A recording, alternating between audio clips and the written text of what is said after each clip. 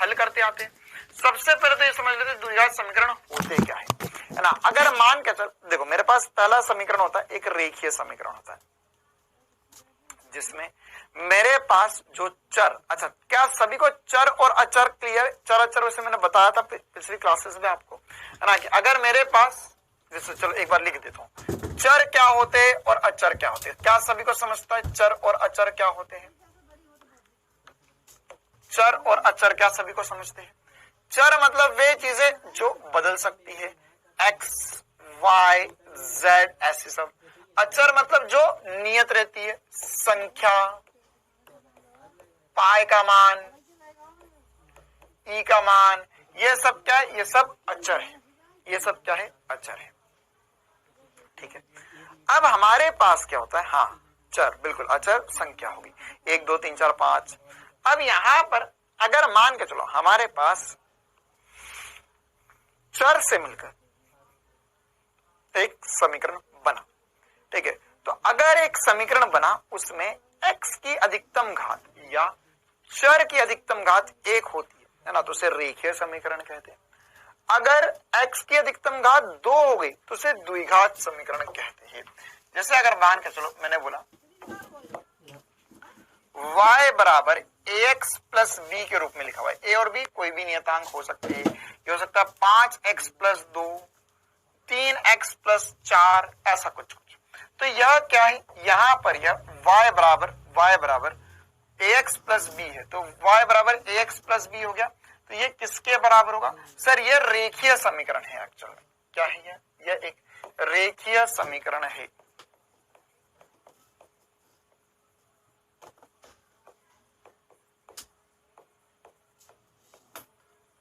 क्या है? ये एक रेखीय समीकरण है।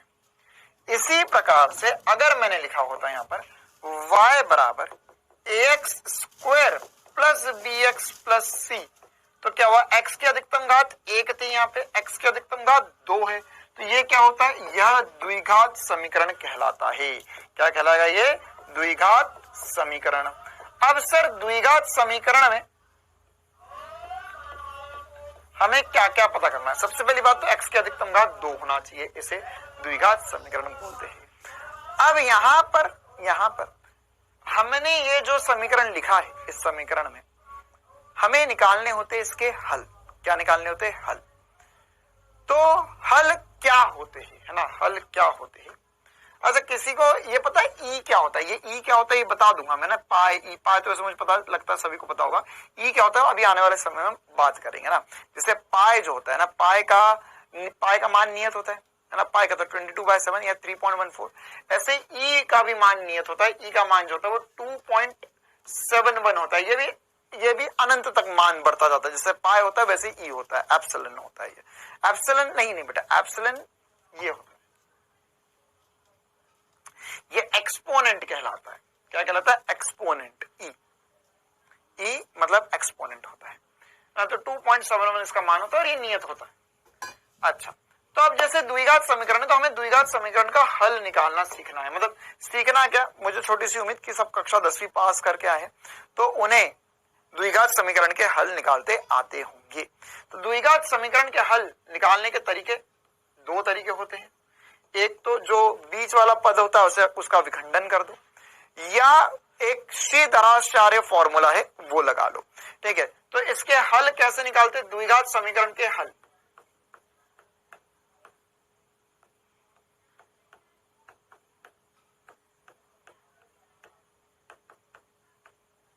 तो अगर मान के चलो मेरे पास द्विघात समीकरण है ax square plus bx plus c, इसके हल निकालना मतलब इसको 0 के बराबर कर देना। इसके हल निकालना मतलब इसको 0 के बराबर कर देना। अच्छा, तो अब इसमें 2 तरीके होते हैं। एक तो ये बीच वाला पद जो है इसको विखंडित कर दो, या दूसरा वाला पद जो होता है, जो दूसरा वाला तरीका होता है वो होता है श्रीधराचार्य फॉर्मूला। तो यहां पर यह श्रीधराचार्य फॉर्मूला क्या होता है?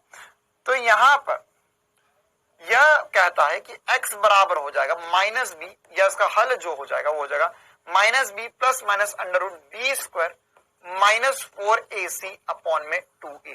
है ना। यहाँ पर ये सारे ए बी सी की वैल्यू उठा के इसमें रख दो, आपके दो आंसर आ जाएंगे। कि अगर मेरे पास दो हल होते हैं, यदि अल्फा और बीटा या x1 और x2 के पदों में पड़ा होगा, तो यदि अल्फा और बीटा द्विघात समीकरण की, देखो सबसे पहली बात तो अगर द्विघात समीकरण है तो x के दो हल आएंगे, रेखीय समीकरण होता तो x का एक ही हल आता।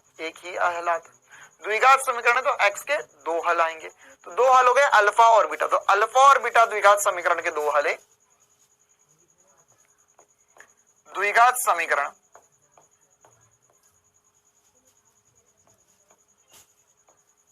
के दो हल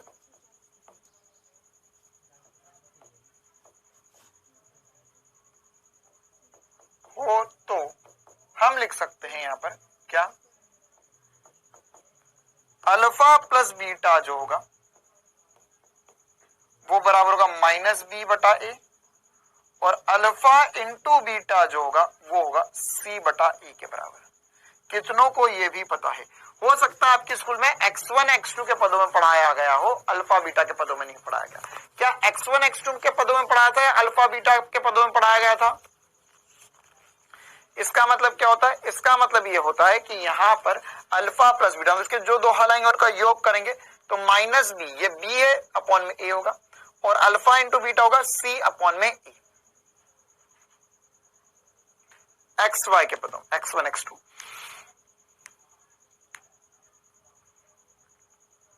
हाँ, अगर आप चाहो तो अल्फा बीटा या x1 x2 लिख सकते हैं।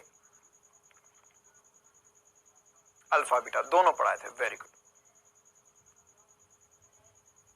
चलो, तो अब मुझे उम्मीद है कि आप ये जो स्क्रीन पे आपको द्विघात समीकरण दिखाई दे रहे, इनका हल भी कर पाओगे।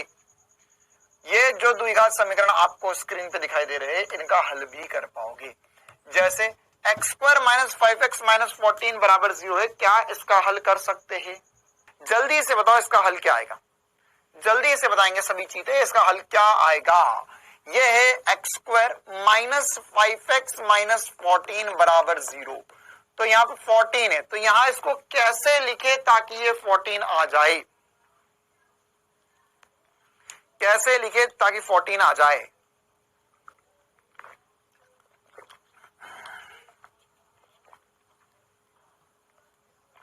हाँ सर, 14 लाना तो 7 इंटू 2 14 होता है, तो हम यहाँ पे लिख सकते हैं माइनस 7 प्लस 2 माइनस 14 बराबर 0 के।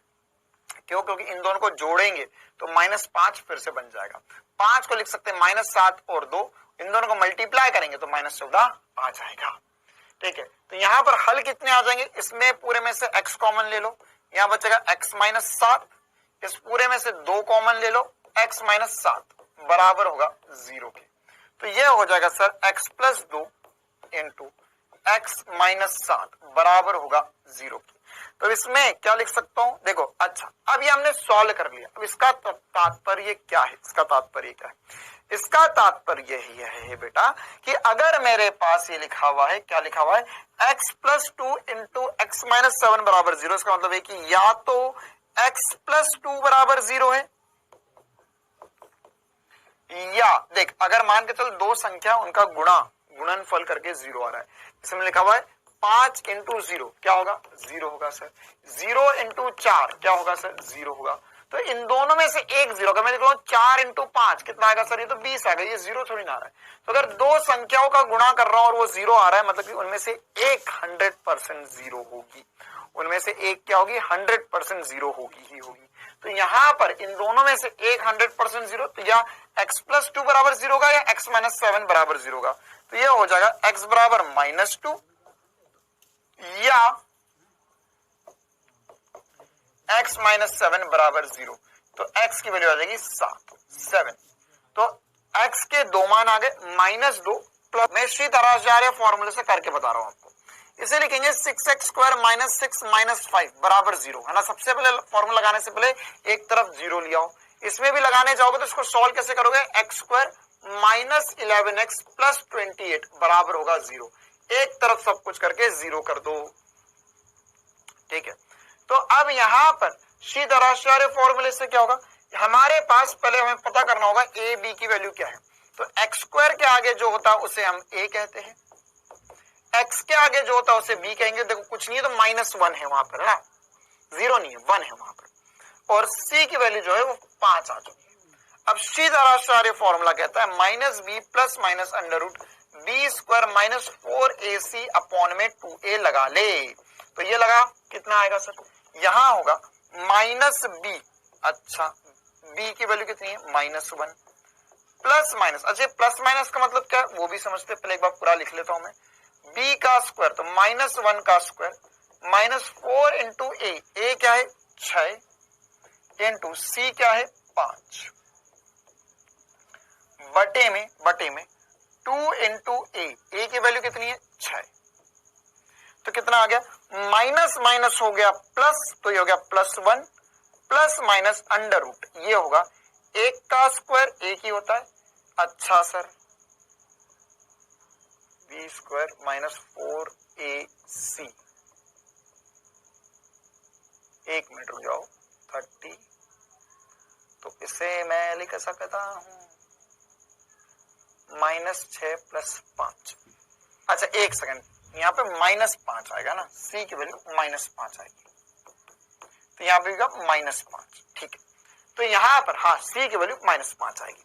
तो इसे हम चाहे तो क्या लिख सकते हैं, अब देखो ये आगे सॉल्व करेंगे हम तो ये हो जाएगा, ये माइनस माइनस प्लस हो जाएगा, ये माइनस से आगे बेटा है ना, तो माइनस माइनस प्लस हो जाएगा। 5 इंटू 4 इंटू 6, कोई बताएगा कितना आ रहा है, तो सर ये हो जाएगा 5 इंटू 4 या 5 इंटू 6 कर लो, 30 आएगा। 30 इंटू 4 कितना आएगा, हाँ सी की वैल्यू -c, बिल्कुल है ना। तो 30 इंटू 4 120 हो जाएगा सर, बटे में 6 इंटू 2 करेंगे 12 आ जाएगा। अच्छा अब वैल्यूज रख ली हमने, सॉल्व करना चाह रहे आगे क्या वैल्यूज आ रही है देखो, तो यहां से x का मान आएगा, ये तो हो जाएगा +1 प्लस माइनस अंडर रूट 121 बटे में 12, 121 बटे में 12। अच्छा सर अब 121, ओके सर 121 तो आ गया मेरे पास। अब 121 का वर्गमूल क्या होता है सर, 121 का वर्गमूल 11 होता है। तो जगह x बराबर होगा 1 + -11 बटे में 12।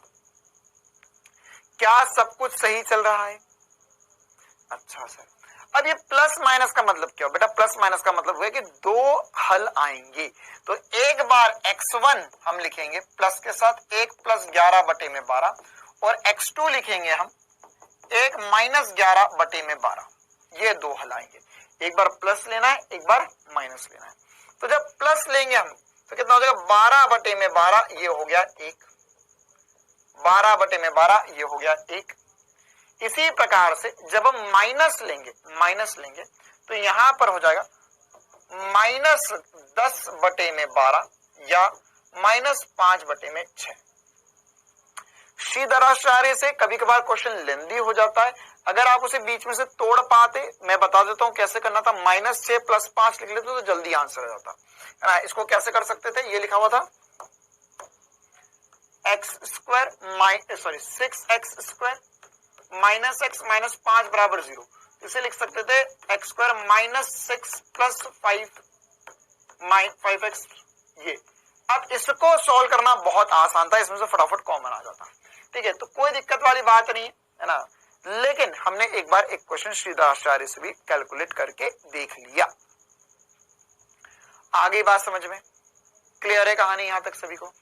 बेटा 28 को क्या लिख सकता है, 7 × 4 28 होता है ना, और 7 + 4 28 होता है। तो 7 + 4 11 होता है। सबको समझ में आ गई यहां तक की कहानी? बेटा 4 + 1 तो लिख सकता था, लेकिन 4 × 1 30 थोड़ी ना आता है। इन दोनों को मल्टीप्लाई करके क्या आ रहा है 30, तो इनको भी मल्टीप्लाई करके 30 आना चाहिए। चल ओके, होमवर्क का एक और सवाल, चलो ठीक है 30 सेकंड का एक सवाल मैं करवा देता हूं। नहीं मैं नहीं करवा रहा, मतलब आप लोग करोगे। इसमें केवल मैं आंसर बताऊंगा, बाकी खुद से करना है। 30 सेकंड का समय है, जल्दी से बताएंगे क्या आएगा आंसर, क्या आएगा आंसर, जल्दी बताओ। बी या सी, बी या सी, बी।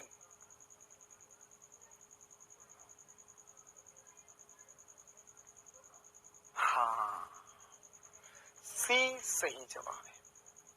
कितने चीतों का सी सही आया है ना। देखो ये क्या लिखा हुआ है तुम्हें पता है, चलो ठीक है ऐसा भी कर सकते थे, x square minus 8x plus 16 बराबर 0 लिखा हुआ है, तो इसे कर लो X square minus 4x minus 4x plus 16 बराबर होगा 0। 4 इंटू 4 करोगे कितना आएगा, 16 आएगा सर। 4 माइनस 4 माइनस 4 माइनस 8 हो जाएगा, x आ गया कॉमन, x माइनस 4 बचा, यहां से माइनस 4 कॉमन आ गया, x माइनस 4 बचा बराबर होगा 0 के। तो x minus 4 into x minus 4 बराबर होगा 0 के। x की वैल्यू होगी 1 4 और दूसरी भी 4। ये एक्चुअल में a स्क्वायर, ये लिखा हुआ है a square a minus B का स्क्वायर, ये लिखा हुआ है A square plus B square minus 2ab, है ना। ये क्या लिखा हुआ है, ये लिखा हुआ है 4 minus 4 x minus 4 x minus 4, तो एक्स माइनस 4 का स्क्वायर लिखा हुआ है।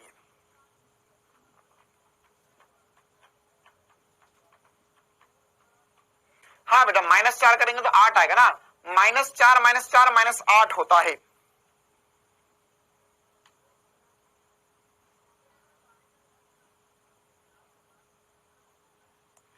क्लियर है मामला, बहुत ही बढ़िया।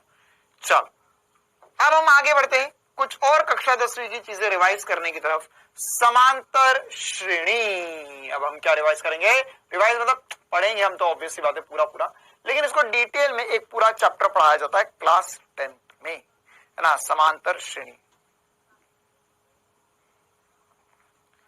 चल तो समांतर श्रेणी क्या होती है और समांतर श्रेणी में हमें क्या क्या बातें ध्यान रखनी होती है। ऐसी एक गुणोत्तर श्रेणी भी होती क्या, पहले तो ये समझ लेते हैं, है ना। एक ऐसी श्रेणी जिनमें क्रमांगत पदों के मध्य जो अंतर है, अंतर जो है वह नियत है। क्या है, नियत। जैसे मैंने लिखा 3 7 11 15 19, इसी प्रकार से चलती जाएगी कहानी। तो इनमें हर दो पदों के मध्य अंतर कितना, वेरी गुड। तो समांतर श्रेणी होती क्या, पहले तो ये समझ लेते हैं, है ना। एक ऐसी श्रेणी जिनमें क्रमांगत पदों के मध्य जो अंतर है, अंतर जो है वह नियत है।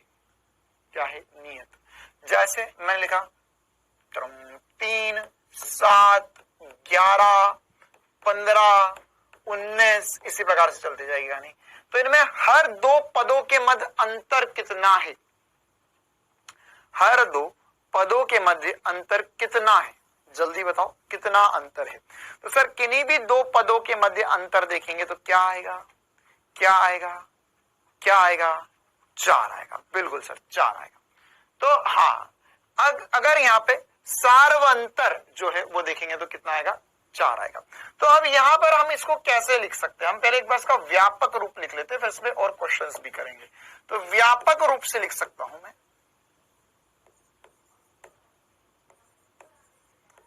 व्यापक रूप मतलब क्या होता है, व्यापक रूप मतलब जनरल फॉर्मूला, जनरल मतलब ये मैं ए बी ये 1 2 3 4 के चक्करों में ना पढ़ू, कोई भी श्रेणी के चक्करों में ना पढ़ू, मैं इसे ऐसा लिख दूं कि पहले पद को, प्रथम पद को A1 बोला, द्वितीय पद को A2 बोला, तृतीय पद को A3 बोला, चतुर्थ पद को A4 बोला, और इसी प्रकार से आखिरी पद को AN बोल दिया। क्या बोल दिया, AN बोल दिया। ठीक है। तो अब यहां पर अगर आखिरी पद AN है तो प्रथम पद A1, द्वितीय A2, A3, A4, A5, इसी प्रकार से कहानी चलती जा रही है, और आखिरी पद जो है वो AN हो गया है। अच्छा सर, तो अब यहां पे अंतर कितना होगा, D, उसे बोलते हैं D।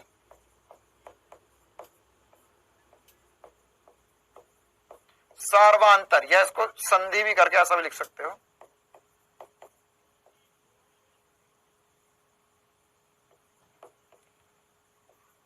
ठीक है। तो यहां पर ये कितना होगा, ये होगा सर A2 माइनस A1 या हम चाहे तो इसे लिख सकते हैं A3 माइनस A2, ठीक है। इसी प्रकार से इसे लिख सकता हूं मैं A4 माइनस A3। किन्हीं भी दो क्रमांगत पदों के मध्य अंतर जो होगा वह D आएगा। अब इसमें दो चीजें होती है, क्या कि हमें कोई भी nth पद है ना, nth पद या nवा पद मतलब 5वां, 6वां, 8वां, 10वां, 15वां पद हो सकता है। तो अगर मैं nवें पद की बात करूं, nवा पद, तो कोई भी nवा पद कितना होता है, nवा पद कितना होता है सर? अगर हम कोई भी nवा पद निकालेंगे तो होगा an बराबर a plus n minus 1 into D. किसके बराबर होगा? an बराबर होगा a plus n minus 1 into D के बराबर फॉर्मूला होता है। इसी प्रकार से अगर मैं n पदों का योग, किसी को पता है n पदों का योग का फॉर्मूला क्या होता है? n पदों का योग, इसका सूत्र क्या होता है? n पदों का योग, इसका सूत्र होता है Sn बराबर n बटे में 2 into 2a plus n minus 1 into D. यह सब कक्षा 10वीं में पढ़ाया जाता है, 10th में पढ़ा था, बिल्कुल सही बात। यह हमें फिजिक्स में काम आएगी बातें, इसलिए बस मैं आपको एक बार कॉपी में लिखवा रहा हूं ताकि आपको जरूरत पड़े तो आप यहां से फॉर्मूले यूज करवा सकते हो। क्लियर है मामला? हाँ भाई, चमकता है इतना सभी को? अब इसमें कुछ क्वेश्चंस कर लेते, छुटकू मुटकू से क्वेश्चन, छुटकू मुटकू से क्वेश्चन। देखो एक दो सवाल करवा देता हूं। क्वेश्चन करेंगे रे, क्वेश्चन करेंगे रे। अच्छा चलो यही सवाल कर लेते हैं। 3, 7, 11, 15, मुझे इसका 10वां पद बताओ। 10वां पद, 10वां पद कितना होगा? बताओ भाई, 10वां पद कितना होगा? कोई बता सकता है? 10वां पद कितना होगा? 10वां पद कितना होगा? तो कैसे करेंगे 10वां पद सर? 10वां पद ये होगा a 10 बराबर होगा a plus 10 minus 1 into D. यह सूत्र होता है n माइनस 1। पहला पद कितना है? 3 प्लस 9 इंटू डी कितना है? 4। तो हो जाएगा 3 प्लस 3 प्लस 36 या हो जाएगा 39, 39। बहुत ही खूबसूरत सी बात, सभी चीजों का एक बार में आया जवाब 39। अच्छा, क्या प्रथम 10 पदों का योग भी कर सकते थे? प्रथम 10 पदों का योग,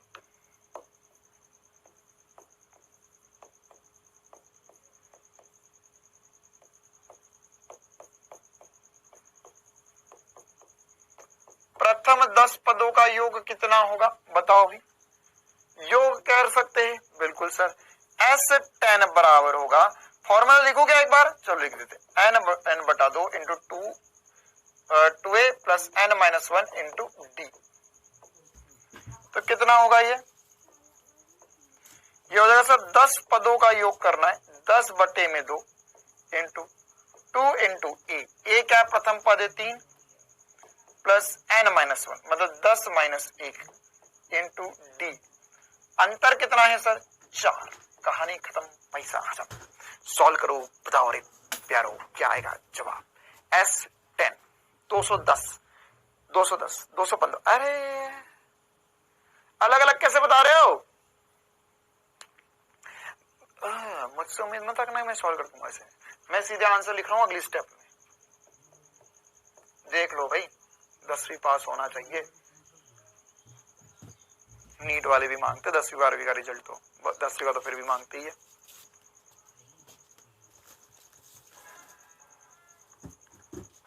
चल, तो क्या श्रेणी में अगर आपको और सवाल मैं करवाऊं, क्या तुम छोटे छोटे से चूजे हो या तुम बड़े हो चुके हो और तुम्हें बढ़िया चीजें बताई जाए फटाफट, या इस पे और टाइम पास किया जाए? एक दो और श्रेणी दूं मैं तुम्हें, उस पे और कुछ सवाल करें हम? बता दो क्या चाहती है दुनिया?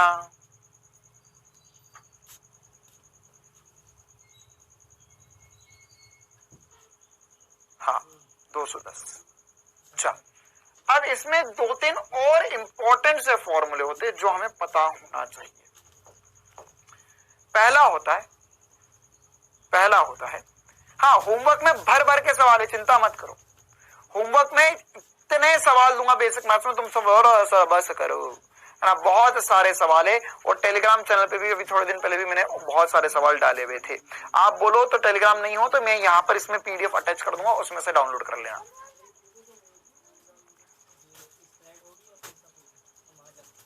ठीक है, चल। अब इसमें अगर हमारे पास ऐसा कुछ होता, कैसा होता, ऐसा होता तो क्या होता।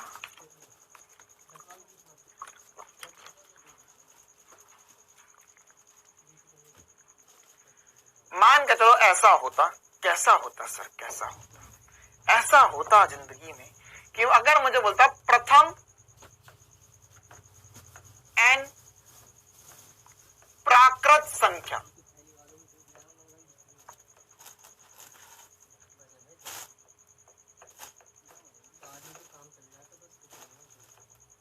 का योग, मतलब ऐसा बोला उसने, मुझे जोड़ कर देना 1 2 3 4 5 6 7 8 ऐसे जोड़ना है। क्या जोड़ना है? 1 2 3 4 5 6 7 8 9 10 ऐसे जोड़ना है। तो इसमें अगर हम यहां पर अगर हम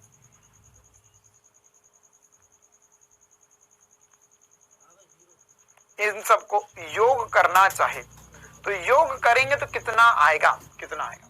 तो यहां पर ये हो जाएगा, देखो अब अगर मैं योग करूंगा तो योग का फॉर्मूला तो यही रहा। अब मैं बोल रहा हूं n प्राकृत संख्या, तो 1 + 2 + 3 + 4 + 5 ये सब करना चाहता हूं। तो उसमें प्रथम पद क्या है? 1, अंतर कितना है? 1। तो यहां पर मैं लिख सकता हूं, ये हो जाएगा n × n + 1/2। क्या फॉर्मूला बनेगा? n × n + 1/2, ये आंसर होगा, ये बनेगा फॉर्मूला, ये बनेगा फॉर्मूला, है ना। तो यहां पर क्या होगा, ये n है, n/2, 1 की जगह भी 1 रख दे, d की जगह भी 1 रख दे, तो सॉल्व करने पे n × n + 1/2 आ जाएगा। ठीक है, तो जैसे यहां पर अगर हमने बोला यहां पर कि 1 + 2 + 3 + 4 + 5 + 6, अच्छा पहली 50 प्राकृत संख्याओं का योग कितना होता है? कोई मुझे करके बताएगा? पहली 50 प्राकृत संख्याओं का योग क्या होगा? सर n की वैल्यू 50 रख देंगे, 50 इंटू कितना आएगा बताओ? 50 इंटू 50 + 1 51, 51/2 हो जाएगा सर।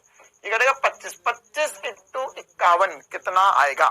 हाँ 1275। बहुत ही बढ़िया, बहुत ही बढ़िया, बहुत ही बढ़िया, 1275 सही जवाब होगा।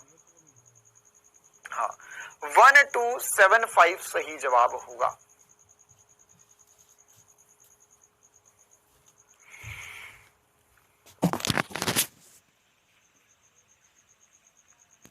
कि n प्रथम n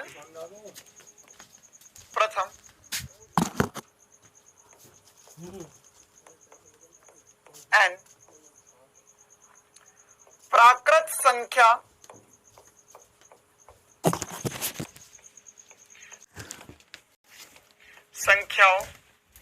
के वर्ग का योग, प्रथम n प्राकृत संख्याओं के वर्ग का योग कितना होगा?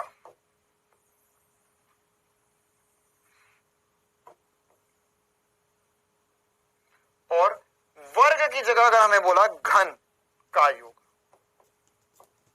ठीक है। तो ये फॉर्मूले, इसमें क्वेश्चन नहीं करेंगे हम, बस आपको ध्यान होना चाहिए। क्या बोल रहा हूं मैं? बोल रहा हूं 1 का स्क्वायर + 2 का स्क्वायर + 3 का स्क्वायर + 4 का स्क्वायर, इसी प्रकार से हमने सबका स्क्वायर करके जोड़ दिया। तो ये फॉर्मूला होता है n × 2n + 1, n × n + 1 × 2n + 1/6। ठीक है, ये वैसे फिजिक्स में बहुत ही कम काम आएगा, ये सबसे ज्यादा काम आएगा। इसी प्रकार से लास्ट वाला जो है n प्राकृत संख्याओं के घन का योग, तो घन का योग कैसा हो जाएगा सर? 1 का घन प्लस 2 का क्यूब प्लस 3 का क्यूब प्लस 4 का क्यूब प्लस ऐसी प्रकार से n के घन तक तो जगह n इंटू n प्लस 1 बटे में 2 का square, n into n plus 1 बटे में 2 का स्क्वायर। ठीक है, ये फॉर्मूला ध्यान रख सकते हो आप। बाकी मैंने बता दिया, इंपॉर्टेंट जो है वो ये वाला फॉर्मूला है, ये वाला फॉर्मूला इंपॉर्टेंट है सबसे ज्यादा। चल आगे बढ़ते।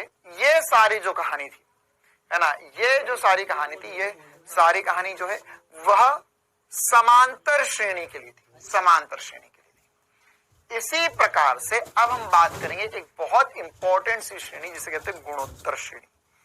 गुणोत्तर श्रेणी मुझे पता आप लोगों ने नहीं पढ़ी होती है, तो ध्यान से मेरी बातें सुनना। गुणोत्तर श्रेणी क्या होती है और गुणोत्तर श्रेणी में हमें क्या क्या इंपॉर्टेंट सी बातें पता होनी चाहिए। ठीक है, तो गुणोत्तर श्रेणी जैसे अभी हमारे पास समांतर श्रेणी थी जिसमें क्रमांगत पदों का योग जो है, सॉरी अंतराल जो है वह समान था। यहां पर क्रमांगत पदों का अनुपात समान होता है। मतलब कि सर जैसे देखो मेरे प्यारों, एग्जाम्पल से समझते। मैंने लिखा 1 2 4 8 16 32 64, इसी प्रकार से आगे कहानी बढ़ती जाए तो इनका अगर अनुपात लोगे, क्रमांगत पदों का अनुपात क्या है इसमें है सर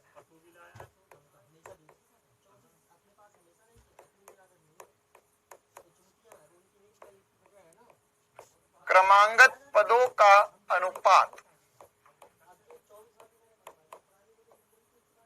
कितना है अनुपात। जैसे इसके अनुपात को R बोल देते है ना, R। तो ये अगर मैं R देखो तो 4/2 8 बटा 4 16/8 32/16 64/32 क्या आएगा 2। कितना आएगा 2 आएगा 2। ठीक है, तो क्रमांगत पदों का अनुपात R होता है इसमें, क्या होता है R होता है इसमें। ठीक है, अब इसमें यहां पर क्रमांगत पदों का अनुपात अगर समान हो तो हम इसे क्या बोलेंगे गुणोत्तर श्रेणी बोलेंगे। अब इसमें जैसे पीछे हमने समांतर श्रेणी पढ़ी थी तो वैसे ही यहां पर भी इसमें अगर हमें nवा पद निकालना हो है ना, क्या इसमें nवा पद निकालना हो तो कैसे निकलेगा nवा पद। तो nवा पद कैसे निकलेगा सर, तो nवा पद होगा an बराबर a इंटू r की पावर n-1। अब यहाँ r की पावर मल्टीप्लाई में, क्योंकि यहाँ पे इसको 2 से मल्टीप्लाई करा, फिर 2 से मल्टीप्लाई, फिर 2 से मल्टीप्लाई, फिर 2 से मल्टीप्लाई, फिर 2 से मल्टीप्लाई, तो इसलिए यहाँ पे जोड़ेंगे नहीं, मल्टीप्लाई होंगे। ठीक है, इसी प्रकार से इसमें अगर हमें योग करना पड़ जाए, योग n पदों का योग, ये होगा Sn बराबर मतलब इन सब का योग जितने पद होंगे होगा a इंटू 1 माइनस आर की पावर n अपॉन में 1 माइनस आर। ठीक है, ये n पदों के योग का सूत्र होता है।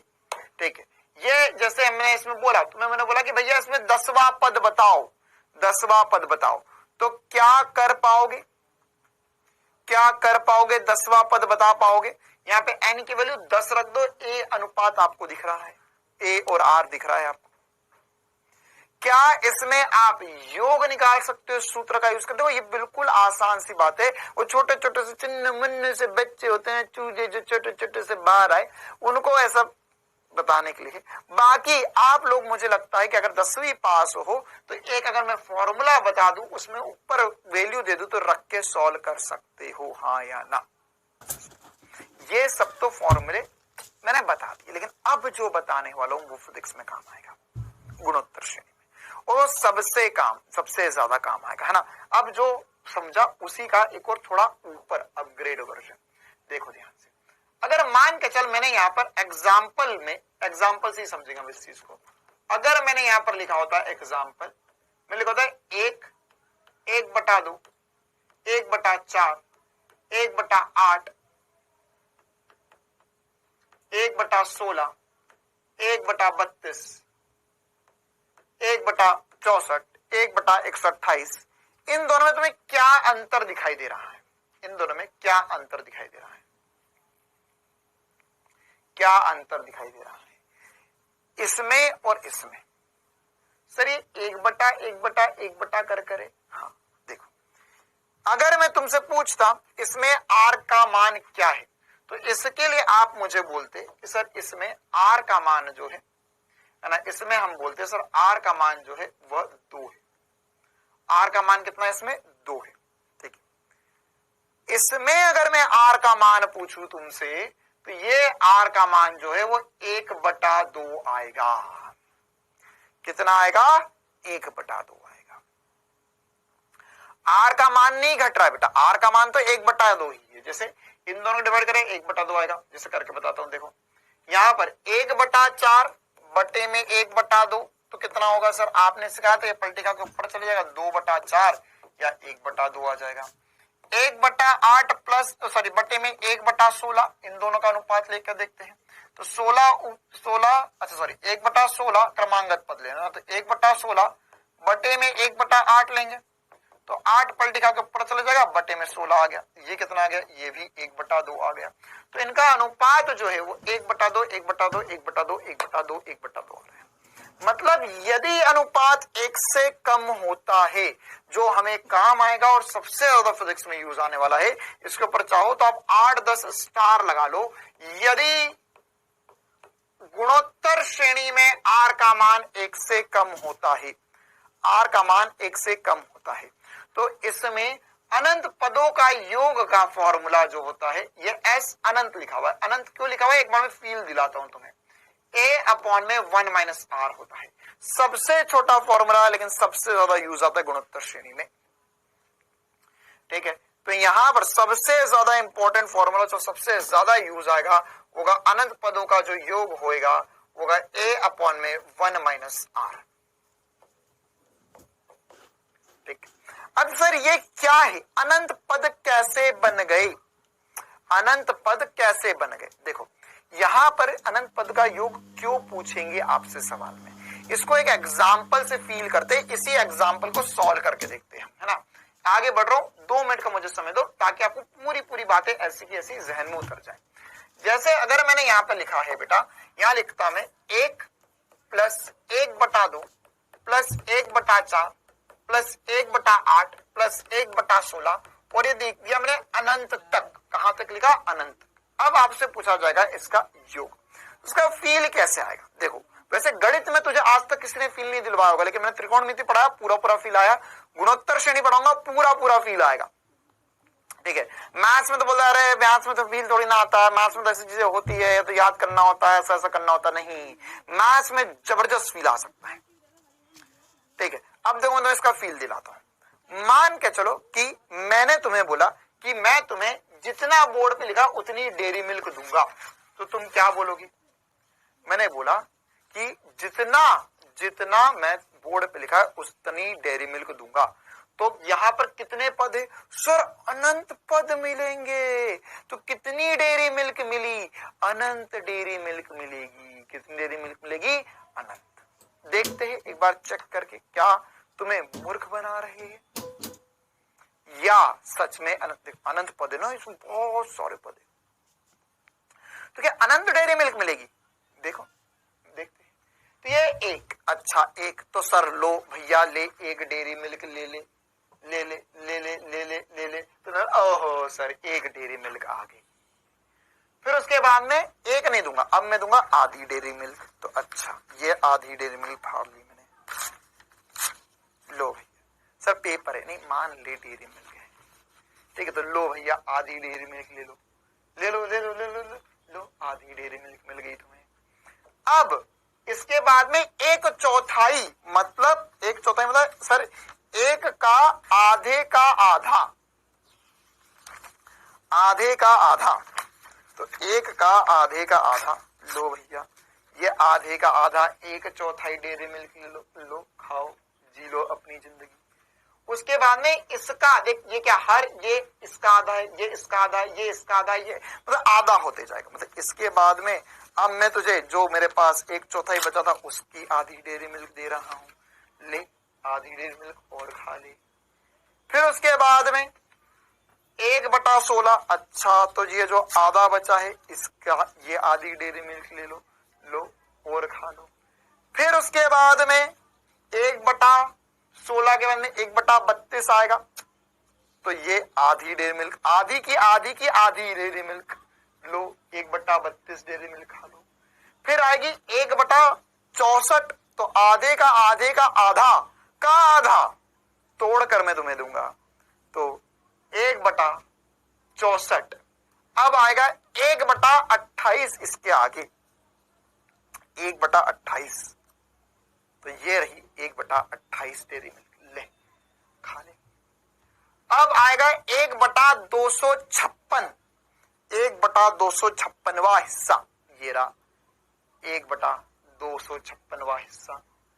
अब आएगा 1/512वां हिस्सा, 1/512वां हिस्सा।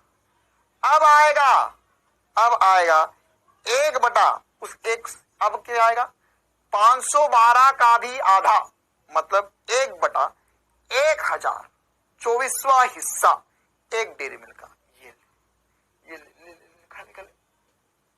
अब आएगा 1/124 का भी आधा, तो 1/, कितना आ जाएगा 1/2048 लो, या फिर उसका भी आधा, फिर उसका भी आधा, फिर उसका भी आधा।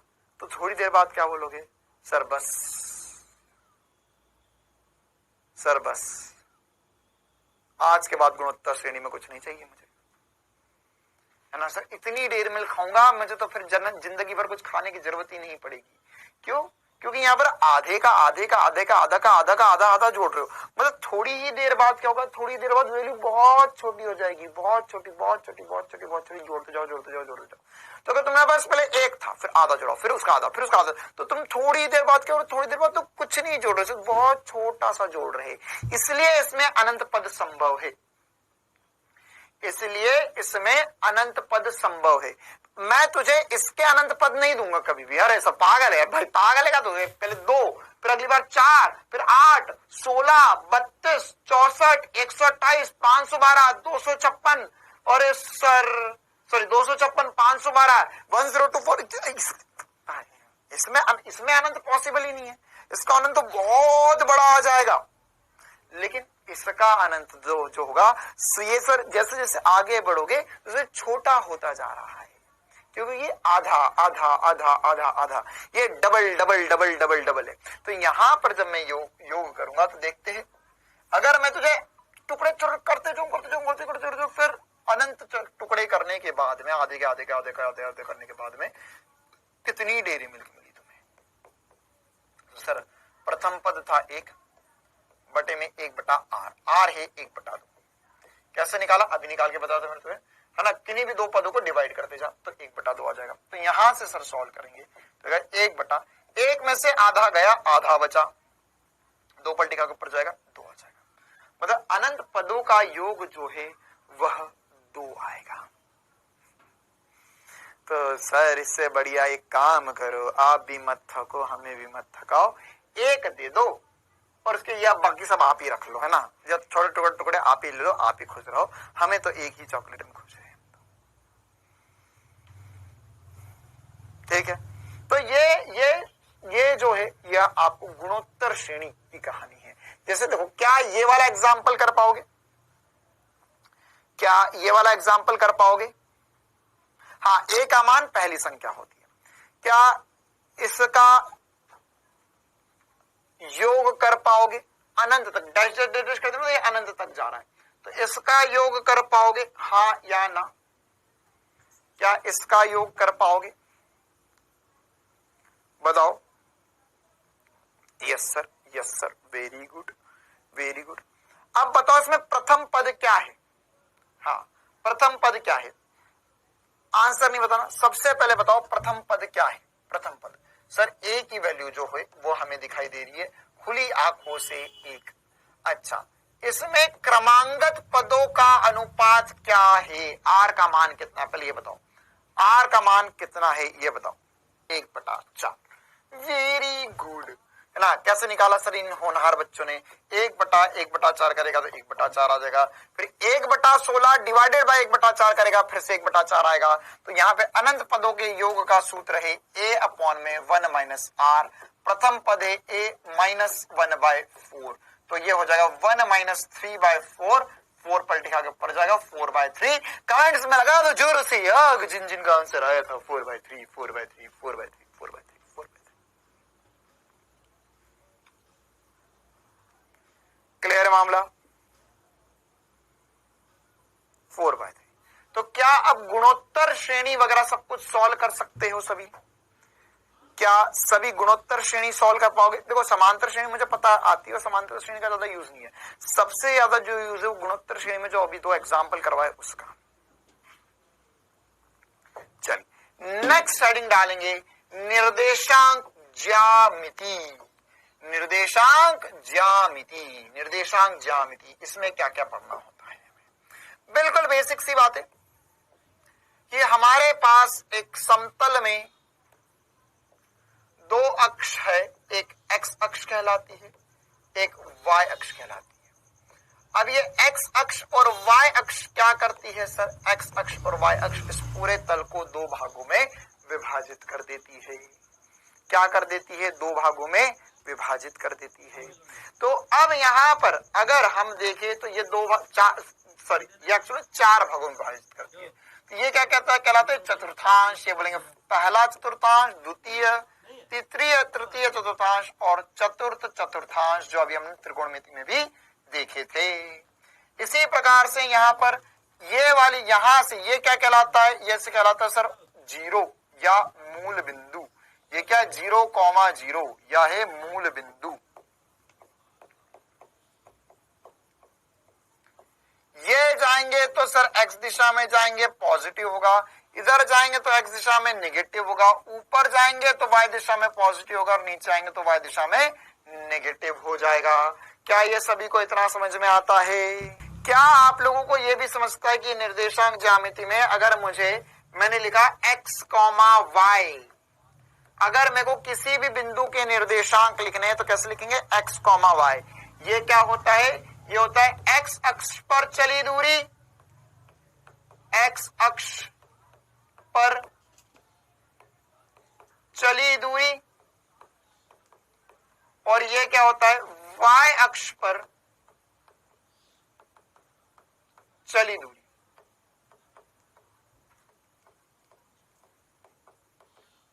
ठीक है, तो यह बेसिक सी बातें लिख सकते हैं।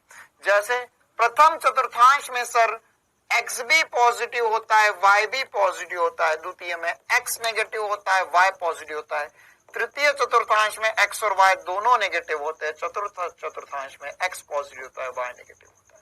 ये सब कुछ कल की क्लास में और अच्छे से डिस्कस करेंगे और फिर से एक बार बताऊंगा। मिलते हैं कल की क्लास में। Thank you, tata, bye bye.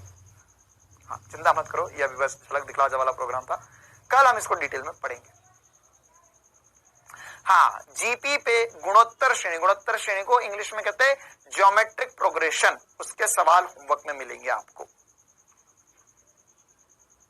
ठीक है, ये बस बिल्कुल ही ऐसी झलक दिखला वाला प्रोग्राम था, बाकी इसको कल डिटेल में पढ़ाऊंगा मैं। कल की क्लास में ये भी पढ़ाऊंगा, द्विपद सन्निकटन भी पढ़ेंगे और कल की क्लास में हम ग्राफ पढ़ना शुरू करेंगे। चलो भाई, तो मिलते हैं कल की क्लास में। Thank you, tata, bye bye.